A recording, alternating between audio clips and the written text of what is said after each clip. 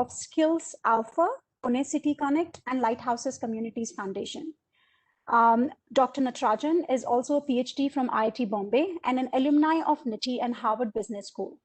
He has various success stories on his name. The two most distinct corporates are Aptec, he was CEO from 1991 to 2001, and Zensar from 2001 to 2016.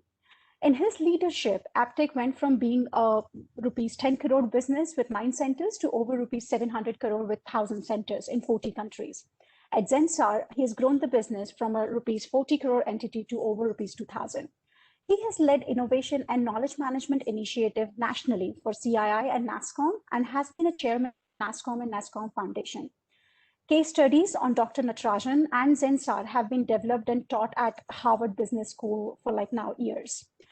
Dr. Natarajan, thank you for your kind consent and valuable time to address this series. It's my proud privilege to moderate today's session. The topic of today's session is digital transformation for companies and country.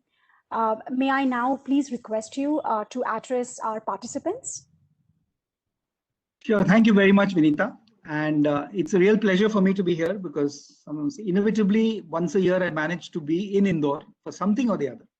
And recently we were there to meet the Smart City CEO who was very keen to start one of our social projects there. So hopefully that will bring me to Indore the next time. So it's unfortunate, of course, thanks to COVID that we are not able to meet physically.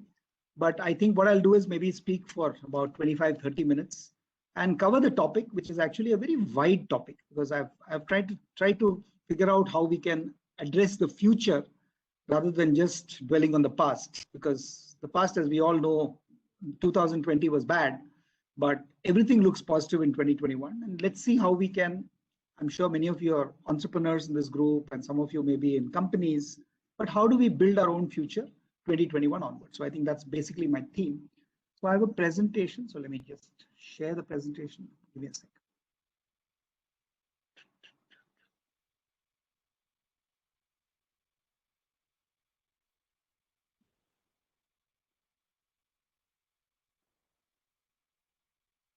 Is the presentation okay, Vinita? You can see it? Yep. Yeah, you can see it. Okay, great. So I kind of changed the topic a little, saying that let's not just talk about digital, because one of the big news stories of this morning when I switched on my television was that Premier petrol in Indore now costs 101 rupees. So which is a bit of a landmark. And I was telling my wife that, when I was growing up, when petrol cost 14 rupees, shows you how old I am, we were shocked. And now we're talking 101, and in Maharashtra, it's 95 for regular petrol. So we are obviously in a very interesting situation, where on the one hand, we have finance minister presenting a very growth-oriented, investment-oriented budget. On the other hand, we have lots of job losses and everything else. So it's going to be important to understand how we can build not only our companies, but also the country. I do a lot of work with the government of India and what we call Digital India, and I'll talk a little bit about that. And also society, because as all of us know, we will become another South Africa if the rich keep growing richer and the poor keep growing poorer. And as I think as very patriotic and considerate Indians, we all need to figure out what is happening to the country. So I'll forgive me if I give you a bit of philosophy, because when you've done your bit like I have in running companies, and now I'm more of an entrepreneur, investor, and social worker. So you will get a little bit of mix of all those three. And of course, very happy to answer any question or address any comment you may have at the end of it. So let me move on. This is something I just thought we'll set a context, because this is something we all know. We were all going fine till roughly the same date last year. And then, of course, suddenly we got huge shedding of market value. The stock markets got spooked. And of course, after a period of time, people said, oh, things seem to be okay again, and they started going up again. Early on, this was April actually, ILO said that almost 2.5 crore people or 25 million will lose their jobs. We've not seen that much of an impact in the West. As all of you know, big $1 trillion stimulus packages in the US, Europe, UK kind of kept people in jobs, or at least kept them getting salaries. In India, as we know, we were not so lucky. So the huge migrant worker crisis that we saw, where people kind of fled back to Bihar and Jharkhand and UP and possibly some people to MP as well. And then couldn't find the right jobs, they're all coming back. So we had a bit of a chaos, but overall, I think we'll all accept that we handled the overall COVID situation pretty well. And if something new doesn't strike us, I think we're kind of over the hill. But let's not forget that I don't even know the number, but I can pretty much be sure that almost 50 million or 5 crore people have gone below the poverty line after in this last 1 year, because you see a lot of job losses. We see a lot of SMEs struggling to cope. You see demand still struggling to come back. And it's going to be, if you're optimistic, it's going to be 2 to 3 years. Even if the GDP bounces back to 11%, it's still going to take time for demand, the investment cycles to pick up. So, I mean, there is no doubt that we're in for tough times, at least for the next 2 years. This one we know, I mean, the global economy, UK already talked about a significant shrinkage. Only China grew last year. And India, of course, we don't know, but it could be probably 8% decline in GDP in 2021. And even this morning, I think Economic Times was talking about a 10.5 to 11% bounce back in the next year.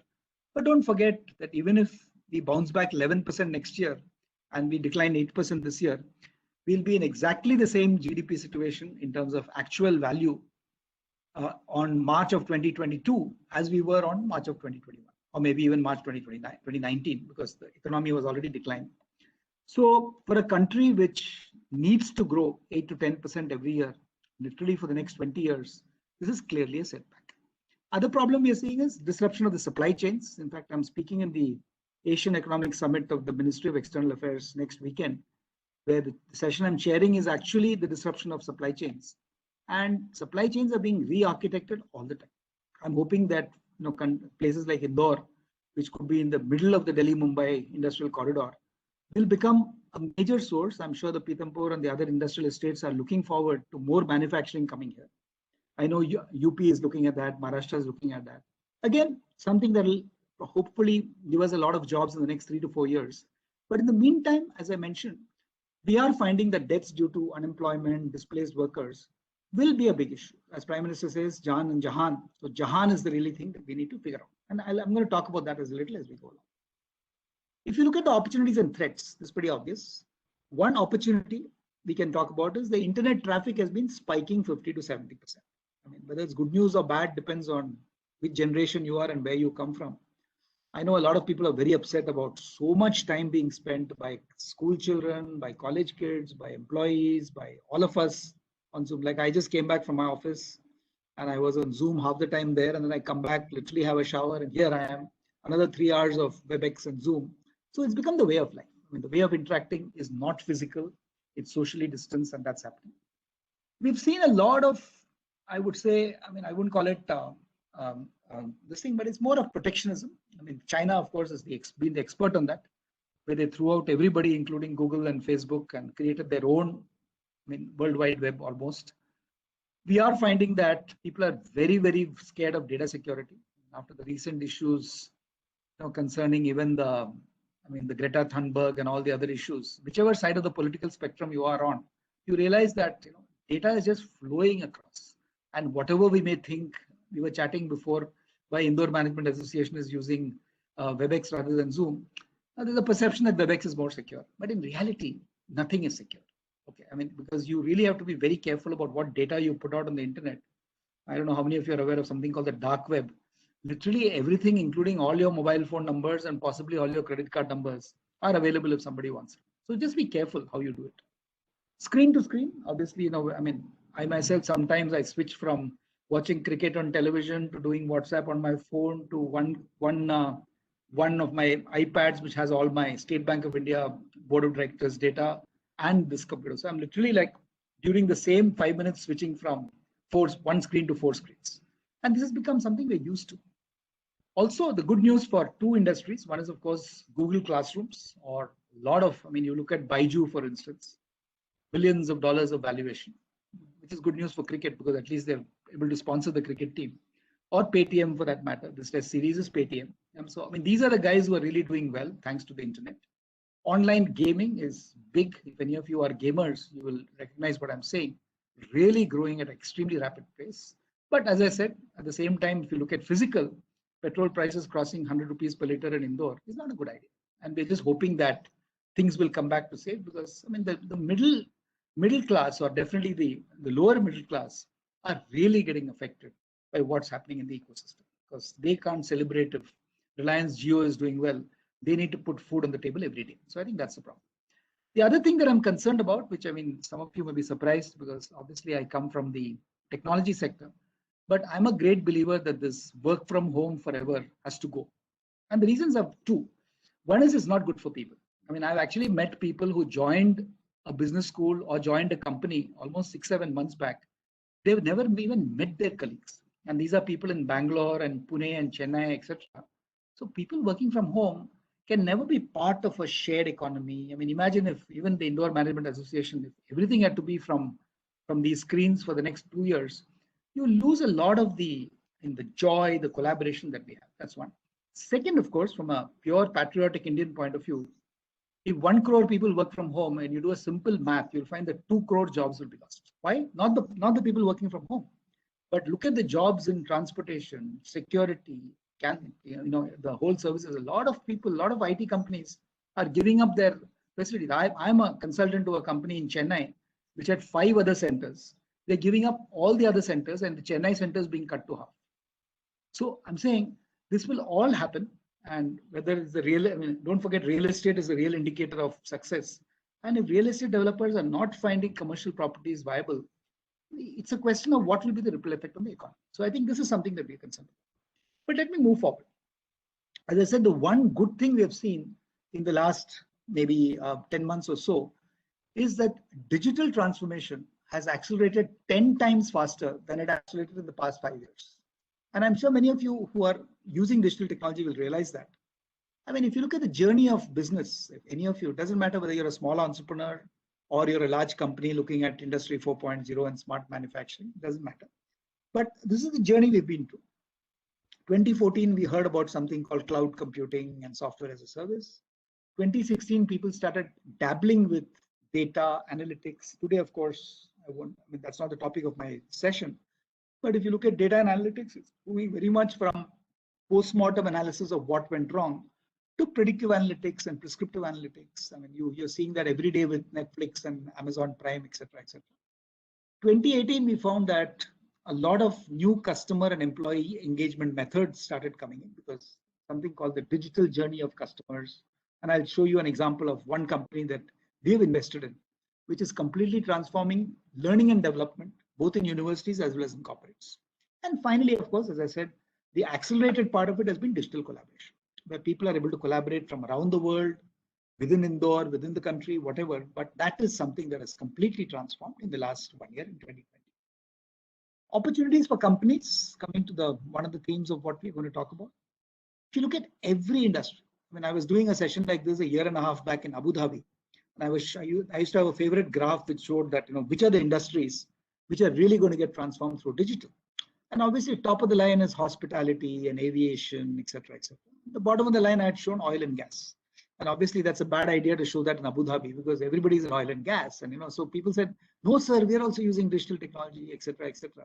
So today, there is virtually no industry that is not benefiting from digital. I mean, I'll just take a few examples. Take insurance, for instance. 15% of the insurance market today is what they call usage-based insurance. So the concept of the good old life insurance policy, which we took for 40 years and forgot about it, our children and grandchildren are not going to take long-term. I mean, if your grandson or your son is going out for a date with his girlfriend, and maybe it's going to be late night, maybe the girl's parents will say, look, you take insurance for the next 4 hours. That's usage-based insurance. So you're literally insuring yourself for incidents or time periods and not looking at long-term insurance. And all that is enabled by, everything is at the flick of a pen. Morning, if you looked at any of the newspapers, my friend Ajay Sani, who's the Secretary IT, was talking about the rise of the digital payment system. Even today, a lot of us don't use Google Pay or don't use that, but sooner or later, the UPI or the payment interface will become a standard process. All of us will stop using credit cards. We certainly won't use checkbooks. Hopefully, cash will go out of fashion. It's all going to happen. Similarly, e-commerce. I mean, as I said, 40% of e-commerce is today enabled by artificial intelligence. Cognitive personal shoppers who are recommending what you buy.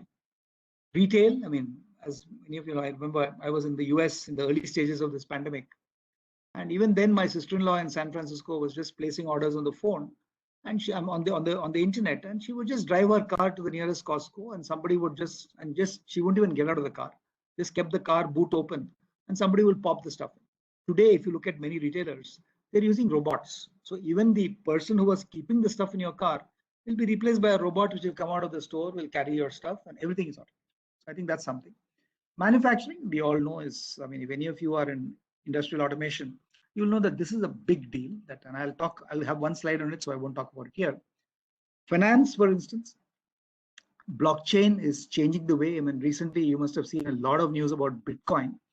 Bitcoin, fortunately or unfortunately, as smart currency, was the first use of blockchain. But today, I mean, if you look at distributed ledger technology, what we call smart contracts, and again, thanks to COVID, I mean, multiple entities, multiple industries, multiple countries can interact with each other without using physical connectivity. So that's why you see 20% of trade finance is being completely changed by blockchain. And of course, healthcare. I mean, there was a time when we would not survive for 6 weeks without going and sitting with our family doctor. Today, everybody is on the internet. I mean, I have a 90-year-old father-in-law staying with us at home. When he's now very comfortable doing Zoom chats with the specialists who treat him, etc. He knows that maybe it's dangerous to go to the hospital. So I'm saying literally every segment of what we do and how we work is changing because of digital. I mean, I won't talk this through, but I'm saying if you look at manufacturing, for instance, from predictive maintenance to demand forecasting to connecting the shop floor with the ERP systems, intelligent data security, the interface between human beings and robotics, which is happening all over the world, intelligent automation, what is called digital twins. I mean, you talk to a Sunil Mathur, who's the MD of Siemens in India. Sunil will tell you that, look, I mean, they're not even thinking in Siemens worldwide of launching any production facility unless they completely simulate it. Which means here's a product designed through digital technology, and the full production line is going to be built on the internet, and then they will do the physical production. It's actually amazing how much is being defined by digital, robotics, automation, manufacturing execution systems, artificial intelligence. And this is, of course, the area of my current research. So anytime you want, anybody who wants to interact later, happy to send you lots of information. But this is changing at a very, very rapid pace. And I'm also on the CII Smart Manufacturing Council. So we're now working even with small and medium manufacturers to see how they can benefit from all this and not just leave it to the GEs and Siemens and the Reliances. That's very important. This is something I alluded to, which is saying that, look, even digital is changing, because we all started, when we thought digital, we thought about Google and Amazon and Facebook, etc. And the original model of digital was that you don't need physical assets. That if you take success stories like Ola and Uber, or even Oyo Rooms or Airbnb, they don't own anything. All they're doing is making money on taking somebody's extra capacity and creating demand for that extra capacity. It's actually amazing to see how much that changed. But this is now very quickly moved to the experience model. I talked about Netflix earlier. I mean, what is Netflix ultimately? I mean, it just prevents people like me have no attention span. So, I mean, I would hate to go and watch a 3.5-hour movie and hope that I will like it. I mean, it's so much easier to watch a movie. I've been actually watching a movie on Netflix over the last 2 months. I watch 10 minutes, get into some other call, come back. Netflix tells me that, reminds me to watch the movie, shows me exactly the point from which I should watch it. It's so convenient. It's completely personalized. It's empowering me as a customer. It's instant gratification, no friction, no buying a ticket, nothing. And it's completely automated. And the third, of course, is what we call the platform model, which I won't get into. But I mean, as many of you know, platforms are where one platform can be there, like UPI, for instance, and multiple people can use it. And it's fully secure, it's orchestrated data, and it's completely digital. So we are moving from cost to experience to platforms as we go. Just to go forward a little, what's going to happen in the future of digital? First of all, you will find that blockchains will become worldwide. Okay, distributed ledgers, or you doing part of the work, somebody else doing part of the work, and sharing through digital technology will be automatic. AI, as I said, artificial intelligence will reimagine the future of work. So if you look at data, everybody says, oh, data is the new oil and all those wonderful statements. What it really means is that if you have great data, not only will that data warehouse enable you to look at the past, as I said, but it'll enable you to predict the future. It'll enable you to prescribe to the customer, saying that if you bought this, you will be happier because other people buy it, like Amazon does it all the time. So AI is going to be AI and what is called machine learning. And machine learning will keep learning from, even if they made a prediction, it went wrong, it'll go into the learning engine. So that's how it works. Reality, I mean, for instance, we do a lot of work in the social sector. In fact, we have these, I'll talk about it a little later, but we have these skills lighthouses. I'll talk a little bit about it because I want you to understand how the social sector is changing. But even in those skills lighthouses, which we run across Pune, Delhi, etc., I mean, we have children, or when I say children, maybe youth from the slums who will come in for counseling. And in the old days, you used to tell them, Maiya, bhaiya, why don't you become a medical assistant? Ye hospital mein jao, wahan kaam karo, etc., etc. Today, you don't have to tell them anything. I mean, we actually use virtual reality, where the young person who has probably not seen anything like this before is putting on a virtual reality headset, and before she knows it, she's transported into the operating theater of Jahangir Hospital. And she actually sees the patient being operated. She says, oh my God, somebody like me, like her, is actually sitting and taking the pulse. Then I don't need to tell her that you can also be doing this. She's seeing through virtual reality somebody actually taking the pulse who looks like somebody from the slums. The point I'm making is a lot of things is now becoming experiential. You can do things through computers and reality, which you didn't do by physical, by just telling people. And last but not the least, I think the big change that's going to happen in the next, maybe you already heard Mukesh Ambani talking about 5G will come to India in a big way, maybe by middle of this financial year. Quantum computing, which is, I mean, will change the speed of everything unbelievably. So imagine a situation where all this is available to you. The limitation will be your own imagination. I mean, do you understand how customer journeys will change? Do you understand how employee journeys can change because of all these technologies? So to give you just one example, this is the company we've invested in. It's a company called Skills Alpha. And why is Skills Alpha important? Because they're saying that, look, the old methods where people used to send people for 3-day training programs, you go and attend a digital workshop, is going to go away because attention span is so low. Nobody, I mean, I can promise you, if you do a 1-hour lecture in a university, it will be extremely difficult for you to hold attention of even the students for 1 hour, because everybody under the desk will be looking at their WhatsApp on their mobile phone. Okay, because that is the way, unfortunately, people are. So this company said, forget about training. Let's make it a complete learning environment. So what they do, just to give you an example, they're doing this for a very large Birla company. So just watching what they do. Any employee of that company can just come on, and there is a, what you see at the left of your screen called the AI bot. It's an artificial intelligence bot, which will pop up and will know what is this person's background, personal aspirations, etc., etc. Will first guide him or her. Let's say this woman, let's call her Aditi. Let's say Aditi is wanting to build her career. And the bot will become Aditi's friend, will engage with her. There'll be a conversation. And Aditi will say, maybe I want to do this, maybe I want to do that. And the bot will guide her, saying what kind of an internal social network can you develop within the company, which will enable you to learn. How do you collaborate with them? What is teamwork and collaboration?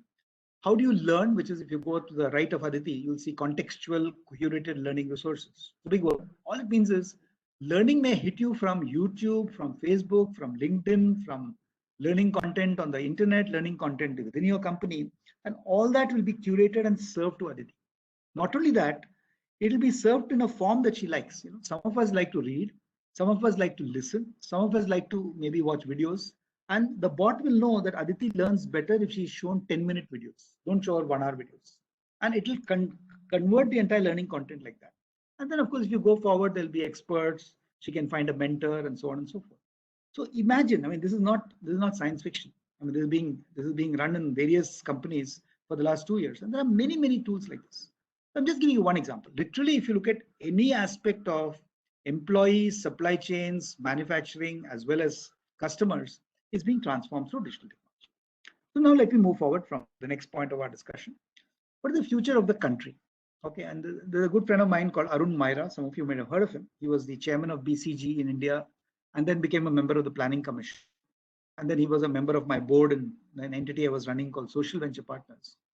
And Arun has done huge work on what is the future of jobs. We all know what the problem is. I mean, you wouldn't have had that migrant worker crisis if, like America, we had distributed jobs very early in life. The problem in India is that we have huge urbanization. I mean, there was a time in the IT industry when even when we were a $100 billion industry, when 93% of the work that we were doing in the IT industry was happening from 7 cities. And even today, 80% happens from the same 7 cities. Unfortunately, Indore is not one of them. But Indore is maybe one of the next 20, 30 companies. Cities which are up and coming as far as IT is concerned. I remember many years ago when Shivrajji first became chief minister, and I was chairman of NASSCOM. He had invited me to speak in a conference in Indore. And I remember coming and talking about how IT should come to Indore, and that time the Crystal IT Park had just come up, and he actually asked me to be the brand ambassador, get people to invest there. Today, of course, it's full. But if you look at how it's changed, and I was talking about that, and of course, Shivraji, when he spoke, he said, "Look, Ganesh ji ne bola hai, wo sab theek hai, but we must also see how to use IT to make sure the whole of Madhya Pradesh succeeds." If you take the canvas a little bigger, we have to use technology to make sure the whole of the country succeeds. Because unless everybody in 650,000 villages in this country is able to access technology, you'll create what is famously called the digital divide. And we don't want the digital divide in our country. So this is the work I do with the government. So we're doing a lot of work along with McKinsey Global Institute and the Ministry of Electronics and Information Technology. And we created this think tank called the $1 trillion Digital India. What does it mean? We've all heard Prime Minister Modi talking about $5 trillion GDP. Okay, it was supposed to be 2024. By 2024, the namumkin hai. But hopefully by 2027, 2028, if we continue to grow maybe 12% per year for the next 5 years, we'll hit the $5 trillion GDP. But one thing that we had thought about was out of the 5 trillion, $1 trillion will be digital India, which means not software companies. Because the software industry today is about $200 billion. Maybe that will become 350, 390, 400 billion. The other 600 billion is going to become with, like UPI, multiple platforms which will enable agriculture, jobs, everything to come together, and a completely collaborative, digitally enabled country. What that will mean is, if you look at this graph, it's a very complicated graph, so don't worry about it. If you look at the left-hand side, the bottom, you'll see where we are. Right now, we have maybe 30, 40 cities in India, which are kind of assembly lines, where most of the academic institutions, most of the jobs are there. Net result is what you see on the left-hand side, which is there's growing dissatisfaction because there's inequality, there's social unrest. You're seeing it in India every day. And if you go to the top right, which is the desired future, there you will find that we are able to distribute jobs, and maybe not 40, but at least 4,000 locations, jobs are bubbling in agriculture, in industry, in tourism, etc., etc. To do that, you will find that there is less social inequality and employment is widespread. How that will happen is, as I said, what you see on the top left, people focus, companies focusing on profits plus planet plus people. That is my appeal to you in the next 10 minutes. All of you also start thinking about how can we distribute wealth. It's very, very important for us as a country. And of course, a lot of digital leverage. So the way we see it is, this is something that I picked up from a newspaper 3 years back, where people were giving these free gas cylinders, etc. And I think the reality is, people say, look, if one person in the family is employed, either as an entrepreneur or an employed, that will take care of the family. It's not free gas cylinders, it's not handouts, it's not Manrega that people want, but genuine employment. Because we're a proud country and we want this to happen. So this is what we try and do in Digital India. And we are saying, and I won't talk too much about it. By the way, anybody who wants this presentation, I can just send a PDF to IMA and they can send it to you. There's nothing confidential about this.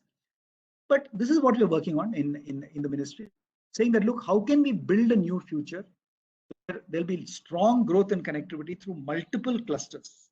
Prime Minister Modi, in the Independence Day speech, talked about something called NOFIN, which is the National Optic Fiber Network. The vision for NOFN is that 260,000 gram panchayats will get connected through 100 Mbps technology. Imagine the opportunities that opens up when enablement goes to every panchayat, and then of course to all the 600 villages. So we're saying that lifelong learning, first of all, should happen, because all of us know that, look, if I finish, maybe I complete my engineering, in the good old days, that would take me through my career. But today, every 15 years, you've got to keep refreshing us. I myself started off as an industrial engineer, moved from there to NIIT, where I was in consulting, moved to run Aptech, which is in education, moved to Zensar, which is software exports, and today I'm an investor and a social worker. So you see how many changes you can make if you keep your mind open to opportunities. We need to address the point I was making, the point number 4, address isolation issues. Because too many people working in isolation will create a country, and India is a very social country. So it's not going to be easy to make that happen. But the point that how to do it, we have to enable government industry partnerships, which is beginning to happen. I hope it will continue to happen. Make Digital India a reality. I mentioned last mile connectivity through the NOFN, National Optic Fiber Network. And of course, most important, make skills development and livelihoods a priority. So let me move to the last part of my session, which is how do we build a better world or a better country? First, I'll give you an example of what I'm spending 80% of my time on, which is by just looking at what is needed in society. We need a lot of us in this room thriving, obviously, because if we don't successful, if you're not successful, we're not going to do anything for the country. But we then need to support society. I mean, I'm part of a small group of people who have signed a promise called Living My Promise. What it means is that whatever money I have today and whatever money I make in the future, 50% will necessarily go to charity. Okay, no question about it. And I've taken my family's permission to say, okay, just commit it. Hoping that a lot more people will realize, as Gandhiji once said, we all have enough for what we need, but we don't have enough for what is our greed. And if we stop being greedy and saying that, look, let the country benefit, I think we'll all build a better plan. I won't get into this, but I'll give you an example, the last one of Pune City Connect, which is the entity that we run. This was an idea that came to us 6 years back. Okay, that time, there was Mayor Padamji, who's the chairperson of Thermax. There was a lady called Rati Forbes Marshall, the Kirloskar group. All of us sat together and said, look, what is the problem in our country? And that was a time in 2015 when this National Skills Development Corporation, the Skills Ministry had been formed, and they were getting horrible results. I mean, they were putting in a lot of money. Hardly 12% of the people trained were getting jobs.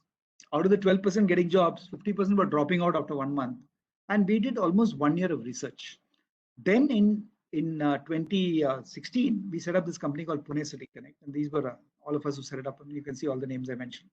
Mr. Malhotra of Wakefield and Rahul Kirloskar, Mayor Padamji, all these people. Hired a really bright person. In 1995, IIM Ahmedabad MBA called Ruchi Mathur, who's at the bottom. So we've been building this together. And the basic premise was that, look, young people from the slums deserve as good a quality of skilling and education as our children are getting. Why should we believe that if you set up a small, dingy skill center, they'll come? I mean, they'll come, but they were not going to get motivated. So we've kind of created a model, which actually is very interesting, which is a model of what we call empowering youth. A lot of outreach to the community, educating people. We have a really good foundation course where people are actually encouraged to dream. Forget about skilling for the time being. But because if they want something, like I showed you in the Aditi example in the corporate sector, if she wants to learn, she will learn. If you tell her to learn, she's not going to learn. Okay, maybe she'll learn it in corporate because she wants the next promotion. But the slum kid is not going to learn because you tell him to learn. हमने plumbing का course चालू कर दिया, तो so what? He might actually come because you're giving him free lunch, but he won't join. He won't become a plumber. So that's the foundation course, and then of course skilling and placement like everybody else. And we are finding that the results are transformative. 70% of the people we train are actually in jobs, and all 70% stay for at least 1 year in that course. So basically, what we're now doing, I mean, over last first 4 years of our 2015 onwards, I mean, we had 45,000 digitally enabled citizens, and we're very proud of this model. So then, of course, because of this model, Prime Minister Modi actually saw this. What you see in the left-hand side is Prime Minister Modi, the Durga Shankar Mishra, the Secretary of Ministry of Urban Development, was showing it to Prime Minister Modi. And recently we got an invite from the ministry to, why don't you set it up? That's why I met the Indore Smart City Commissioner and Kunal Kumar, who's the director of this. He's kind of wanting us to set it up in 120 smart cities. So we are hoping, okay, because our model is very simple. We don't take money from the government. We raise money from philanthropic foundations, from corporates, from individuals. We run the facilities, but we ask the government कि भाई आपके पास इतने building खाली पड़े हुए हैं, give us your free space. We will convert it to skill centers and run it through this model. So I think that's really what we do. Expansion plans. I mean, today, as I said, we are collaborating with Smart Cities Mission and National Institute of Urban Affairs, which is part of the ministry. We've been endorsed by Washington, D.C. Aspen Institute. Different models, different engagements. We're looking at large interventions, which we are discussing in Prayagraj, in Indore, hopefully, Patna, Mumbai, etc. Smaller lighthouses coming up. But I'm saying this is really where we are going. So let me conclude by saying, what is the opportunity for each one of us? I mean, today I started off being an individual philanthropist. And today, thanks to Lighthouse Communities, I mean, we are seeing the opportunity to really, really scale. But everybody doesn't want to do what I do, which is to massively look at social. But each one of us, I think, have 3 imperatives, and I'll stop with those 3 imperatives. One is, of course, we have to play our role in relief. I mean, there is no way we can sit back and say, I'm not getting a problem. Let the other person suffer. Then we have to play a role in recovery, which is beginning to happen in this country. And of course, we have to all work together to make India more resilient. What is relief? I mean, I think we've all done that, hopefully. For employees, make sure that we didn't fire anybody because there wasn't enough work in March, April of last year. Processes made sure that we could look at systems where people could work from home. Financial, of course, making sure we conserved cash. I mean, today the reason why IT companies are more profitable than they were before COVID is because very little travel, very little expenses on what I said earlier, transportation and canteen, etc. But at least they've not fired anybody. Customers, identify with key customers. I mean, we've had a great experience. I run a skills company also. I mean, that's the profits have gone up by almost 200% this year because I mean our customers have understood us better. Everybody has time. Even our American customers know what we do. So given the time, if we take the advantage to reach out to customers, we're finding that much better. Recovery side, I think we have to. I have a lot of clients in consulting, so we encourage every client to say that look, now reevaluate. If Nirmala Sitharaman is saying she's going to invest in growth, like the Aditya Birla Group, 80% of the business is going to suddenly jump because look at a Grasim, look at a Hindalco, look at Unitex Cements, all this is going to jump, and they'll still have problems with Vodafone Idea, etc. So I mean, every group is reimagining what is the future.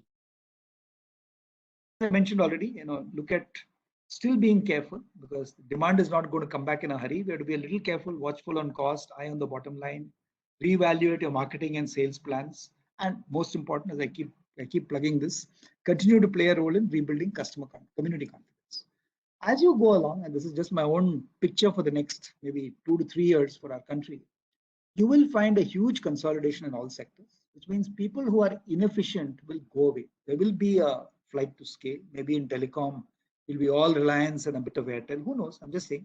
But like happened in the US or even in Europe, you will have to be among the top 2 or 3 providers in your system. An MSME can still succeed, but the real success stories will be probably at the top level. So the minute you say growth, you will find that the top, there will be a divide will be very, very strong. New business models. Thanks to digital technology, you'll be able to collaborate much more with your customers and supply chain partners and employees. Digital transformation, you'll see that happening. Revisit your capital plans. So your investment plans will have to be very, very carefully thought about which product lines, which areas, which cities, which countries you want to invest in. As I said, grow, buy, sell very thoughtfully. At the same time, the point I keep repeating, let's not forget to do our bit for society. However much of money or time or energy you want to spend, I think all of us, I mean, I'm just guessing that the average age of this audience is, let's say, 40. And there's a theory which I've always believed in, saying that, look, for the first 40 years of our lives, we all struggle for legitimacy. I'm sure, Vinita, you have done that. I'm sure many of us have done that. Even I was like, I mean, I was more concerned about my family. I need power, I need authority, I need to become chairman of NASCOM, all that. After some time, I started thinking, saying, so I'm not going to carry it with me, right? I mean, however bigger my biodata gets, it's not going to help me. But I mean, if I can change the lives of 100,000 Indians, which is my goal for the next 3 years, that is my legacy. So each one of us has to think about what kind of legacy. Some people do it through education, some people do it through skills, whatever. But I think that's important to look at it, especially in a poor country like India, which, as I said, needs every help that more successful people can give. And finally, I'll end by saying that, look, I mean, we can all worry about the future, try to predict it, kya hoga, whether this budget will really be growth oriented.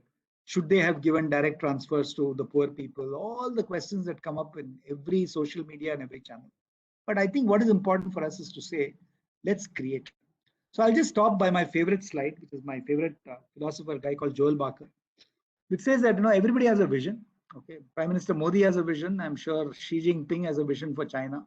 But any one of us, if you just talk without action, is just a dream. Unfortunately, a lot of us believe in action without vision. Kuch karte hain. Okay, so action without vision is just what in Bombay we call time pass. It just passes the time. But vision with action, which I think is what the country needs, which is what MP needs, which I'm sure is what Indore as a city needs, and your own company and your own family needs, we believe that can change the world. So I'll stop here by saying that, look, I hope in the last half an hour, I've given you some thoughts on how we can address the future in our companies and our country. And hopefully, even if it inspires 2 of you to think a little, I've served my purpose. So thank you, Vinita, and thank all of you for listening. I'll just take this off. Thank you very much, Dr. Ganesh. I think this was very powerful and very useful. I all the audience here, but I really believe in becoming a socially conscious company and a socially conscious individual, right? And as you said, along with being successful, I would also want to participate in making other people successful. Yes, sir. And that's essentially you are a role model for that. One thing that you did not touch upon is digital currency, right? It's a controversial topic. You did touch about blockchain. What is your view of digital currency, and what do you think it's going to do to the businesses? Interesting question, Vinita, and I'm sure you know about this better than I do. I first heard of Bitcoin like everybody else. It was a bit of a scam. We didn't realize, and RBI banned it, somebody else banned it, etc. And that was our first introduction to the concept of digital currency.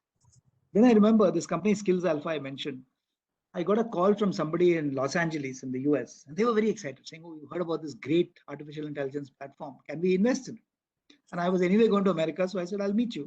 So we had a lovely dinner in Beverly Hills, which is the heartland of Hollywood, and there were four really big name Hollywood producers, and they were all keen on this, and they said, "We need to do something like this." At the end of it, we agreed. Okay, they said, "Okay, fine. I mean, it looks like we can invest about $2 million." I said, "Great. When can I get the money?" And they said, no, we are part of the Bitcoin Investors Club. I said, "Ye kya hota hai?"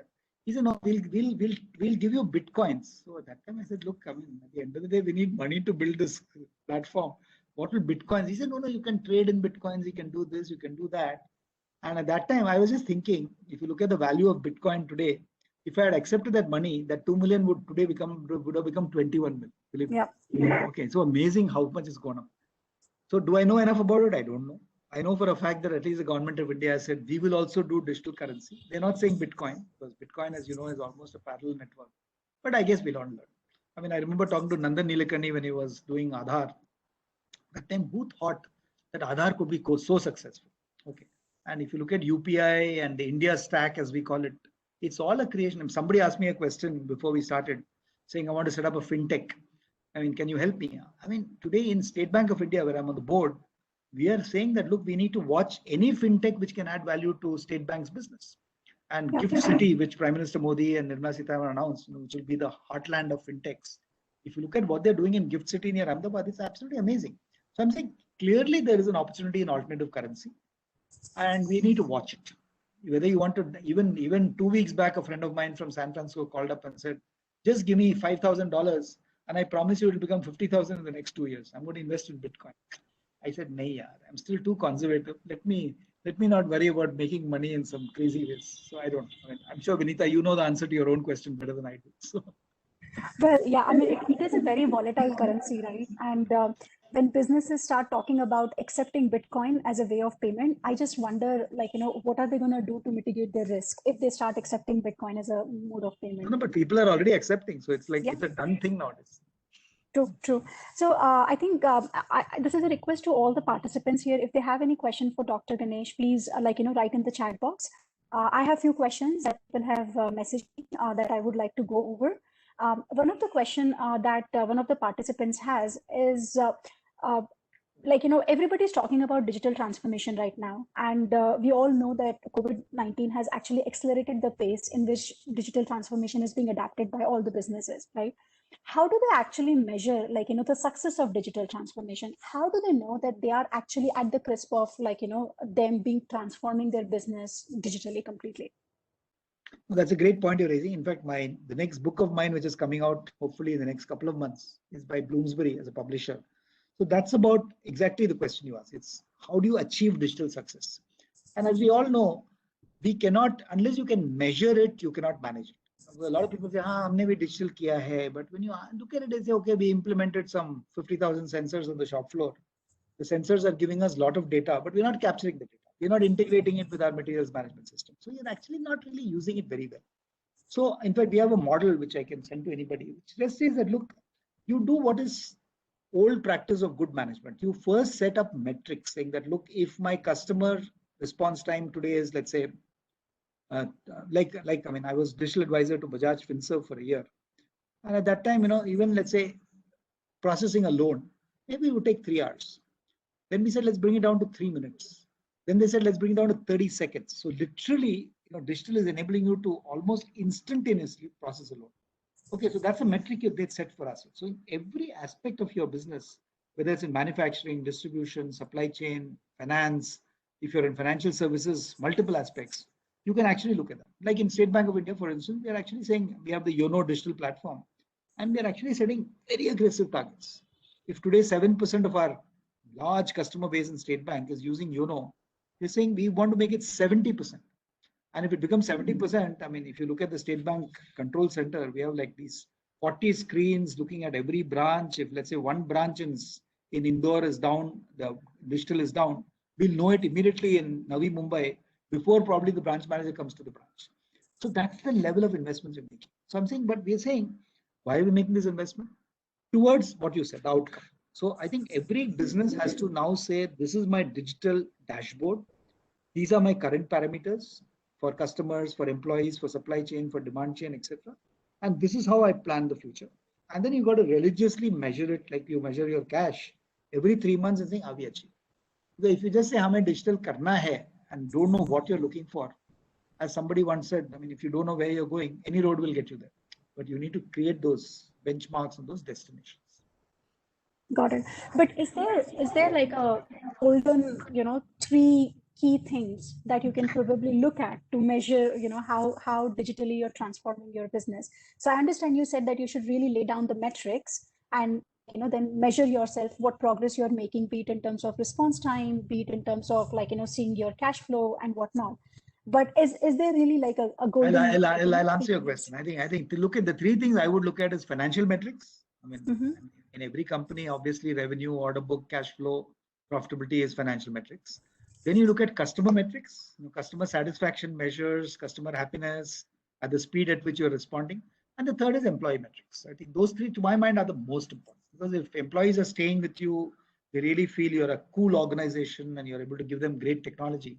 I think that's fantastic. I think that's really what you should look at. What I told you about the employee learning platform. I mean, we find like you'll be surprised. I mean, I was running Zensar. You mentioned 2,000 crores, but actually we grew it to 4,000 crores. And when we were 4,000 crores, we were 8,000 people. And we used to, I remember in 2005, okay, this is 4 years after I took over as CEO, and we were a public limited company. So we went to the stock market and said, from now on, we're going to focus on triple bottom line. You know what triple bottom line is? That is people, profits, and planet. And when I said it, even my board was a little suspicious. Bhaiya, my profit banana hai ki you are worrying about people and planet. I said, look, by focusing on people, profits, planet, we will become a better company.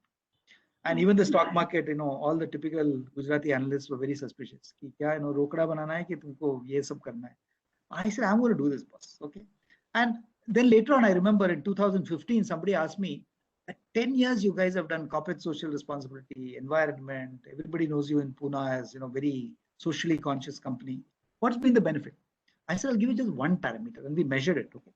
I said, today, 22% of the 8,000 employees of Zensar are involved in our social activity. So they said, what, 22%? Most companies say 2-3%. I said, yeah, that's it. So he said, then what's the benefit? I said, look, if you look at the attrition or the employee retention of Zensar, we were anyway much better than industry. Industry at that time was 18% attrition, and we were like 12%. But I said, now you take 12% attrition, then you measure the 22% of people who are involved in social activity and look at their attrition. It was 3%. So even the retention of people, who believed in the larger vision of the company was better than the people who just came to say, mujhe 15% increment mila ki nahi. So these are the kind of metrics. So you have to look at creative metrics which say, if you're doing something innovative, can you measure the impact of that innovation? So I think that's the kind of metric for your employees to look at. So that's why I say, if you look at numbers, you look at, that's the people profit. I mean, I'm talking customers here, but I'm thinking if you look at numbers, you look at customers, you look at employees. Ideally, you should add society to that, but I won't take that one more time. But we should look at all those parameters to be saying, are we successful as a company? Fair enough. Makes sense. So I have time for 2 questions, and I'm really conscious of your time as well. So the second question that I have with the same question is, what are the blockers that usually the business leaders should be aware of, like, when they are looking to transform their business and when they're looking at, like, these metrics? I'll give you something I've been saying in training for the last 30 years. See, when you look at any organization, there are 3 or 4 generations. One is what we call people like us. I mean, I'm assuming that many of you in this room are entrepreneurs or actually running companies. I mean, we are here in this session, you're listening to me, there's light bulbs flashing in your head. So, I mean, entrepreneurs and top management are never a blocker because we all want change. We want great things to happen. The youngest employee is an absolute facilitator. So they're coming in, with the energy of ideas and, typically being products of one child, two child families, what we call what we used to call the Gen Y, now it's called the Gen Z, which is people less than 25 years old. So the blockers, and I won't say blockers, probably a wrong word to use, is typically the people in the middle. Okay, somebody who has been in the same company for 15 years and has got into a habit of doing stuff, and suddenly things are changing all around them. Digital is changing, ye change ho raha hai because of COVID, social distancing. I have to manage people who don't sit in front of me. So they can become blockers. So my own feeling is it's extremely important in organizations to work down the value chain, right from the Gen, or in America, they call the baby boomers, who are nearly 60 years old, to the Gen X, who are above 40, to the Gen Y, who are, let's say, 25 to 40, to the Gen Z, who are 20 to 25.